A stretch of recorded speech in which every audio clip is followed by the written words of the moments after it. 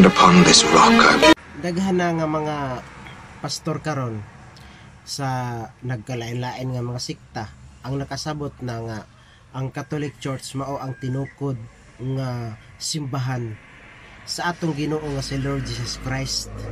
Nakasabot naman sila ana kay ila naman gyud nang nadungog ngadto sa mga pipila ka mga Catholic faith defender, sa mga lay minister ug labaw sa tanan ngadto sa mga pari nga ang Catholic Church the only religion nga gitukod ni Lord Jesus Christ ug wala nay lain.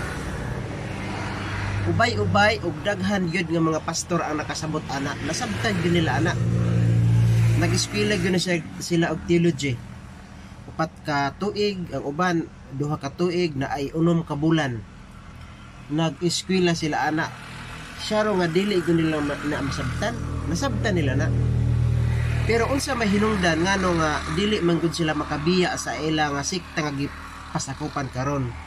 Unsa may kalintungan ay ana ngano nga dili man gud nila mabiyaan kana ang ilang gipasakupan karon nga sikta nga nasabtan naman unta nila nga ang Catholic Church mao ang tinuod nga tinukod ni Lord Jesus Christ, pero ngano nga dili man sila makabiya sa ilang gipasakupan karon. Number 1 nga rason, economic reason. Kay sultihan ta mo sa tinuod kung ang usa ka pastor mo hawa sa iyang obligasyon sa pagkapastor, mobalhin sa pagkakatoliko, mag-CFD siya or unsa man kaha iyang buhaton nga unsa iyang mahitabo, unsa iyang katungdanan sa iyang pagkakatoliko, mobalik gud siya sa zero. Back to zero gud siya. Pananglit ang usa ka pastor sa lain nga tinuohan muundang siya pagkapastor unya mo magkatoliko niya mag-CFD or magkaabag siya or anang lay minister. Naa ba siya makuha nga sweldo nga gikan sa parokya, sponsor or budget nga gikan sa parokya nga isweldo sa iya? Ang tubag walay sweldo ang pagkaabag, ang pagka Catholic faith defender, wala gid taon sweldo o walay budget nga makuha gikan sa parokya.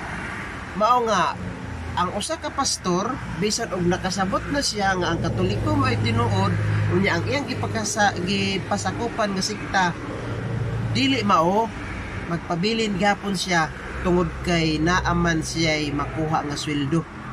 Mamutbot gud siya og insakto taman sa iyang ginhawa tungod kay diha sa iyang pagkapastor dako man kaayo ang iyang makuha nga 10% gikan sa iyang mga membro. Pananglit ang usa ka pastor na ay utang nga kotse, mag-monthly siya sa kotse, dako kaayo ang monthly sa kotse nya na ay siya gipa-eskwela nga anak nitungha sa college. Asa man niya nakuhaon ang iyang budget sa pagsustenar sa iyang adlaw-adlaw nga panginahanglan sa hulugan sa iyang sakyanan o sa pagsustenar sa iyang pamilya o bisan nga sa iyang kagulingon? Wala. Mao na nga bisan og nakasabot na sila nga ang Katoliko mo itinuod, pero magpabilin gapon sila sa ilang pagkapastor tungod sa economic reason.